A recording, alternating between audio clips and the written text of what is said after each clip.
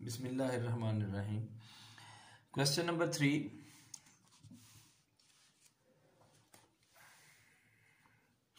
Book ज़रूर खोला करें जब आप वीडियो देखते हैं ताकि आपको वहाँ से क्लियर नज़र आ सके और समझ आ सके। बाज़ का वीडियो में पिक्चर क्लियर नहीं होती।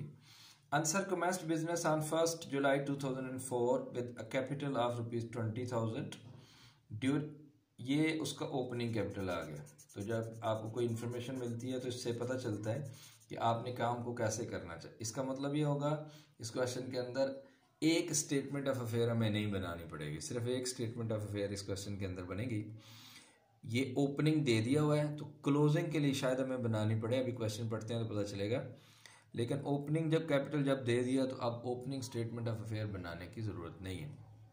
During the year ended 30th June 2005 he borrowed ₹5,000 from Mr. A। उसने 5,000 मिस्टर ए से कर्जा लिया and introduced a further capital of ₹2,000।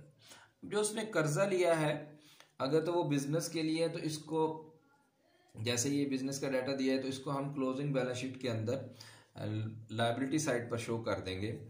लेकिन बिजनेस के अंदर उसने जो इंट्रोड्यूस कराया है वो 2,000 है। ये फ्रेश कैपिटल है या फर्दर कैपिटल है 2,000। ये हम क्लोजिंग कैपिटल को एडजस्ट करने के लिए इस्तेमाल करेंगे।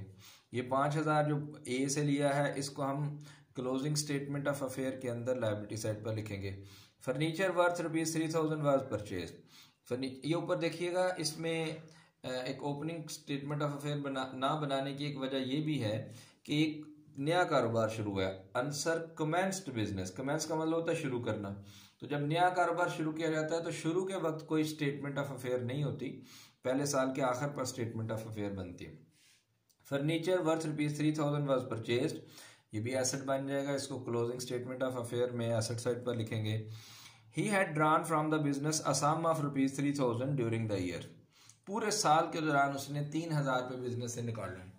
इसका मतलब ये है कि उसकी टोटल ड्राइंग जो है ना वो 3,000 है जो कैश में उसने बिजनेस से ली। तो एडजस्ट करने के लिए तो कैपिटल, क्लोजिंग कैपिटल को एडजस्ट करने के लिए दोनों चीज़ें दी हुई हैं, एक फर्दर कैपिटल भी दिया हुआ है और दूसरा ड्राइंग भी दी है। ड्राइंग को ऐड करेंगे और फर्दर कैपिटल को लेस करेंगे।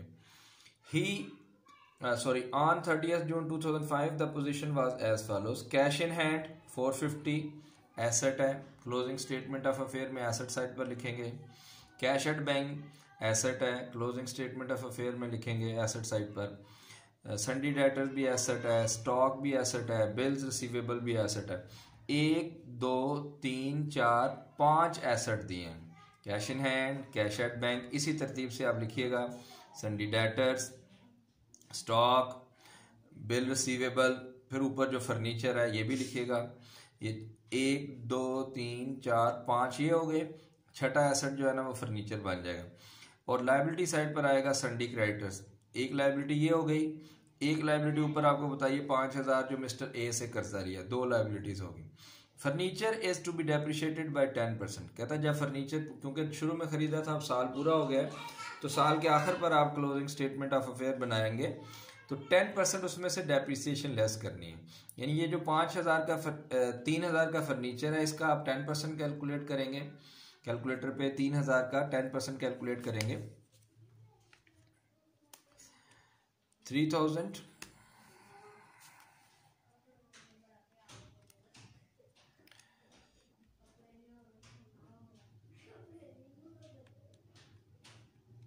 इसका 10% लेंगे, यह आएगा 300।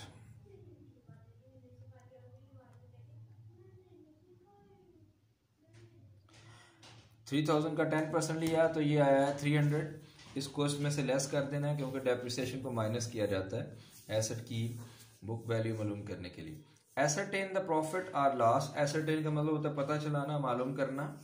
प्रॉफिट और लॉस मेड बाय आंसर, नाम उसका आंसर है during the year 30th June 2005। हर चीज के बारे में मैंने डिस्कस किया। आप सोल्यूशन देखते हैं। ये देखिए उसने